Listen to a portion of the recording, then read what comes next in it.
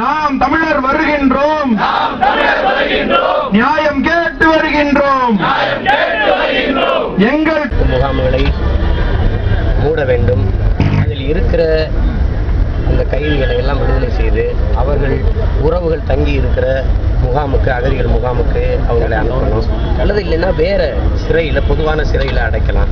இந்த சிறப்பு முகாமுங்கிற பேரில் இருக்கிற சித்திரவதை முகாமை மூடணுங்கிற கோரிக்கையை வலியுறுத்தி ஏற்கனவே நாங்கள் செங்கல்பட்டு சிறப்பு முகாமை முற்றுகையிட ஒரு போராட்டத்தை நடத்தினோம். அதே கருத்தை வலியுறுத்தி தான் இப்போ இந்த பூந்தமல்லி சிறப்பு முகாமை முற்றுகையிட்டு இந்த போராட்டத்தை நடத்துகிறோம்.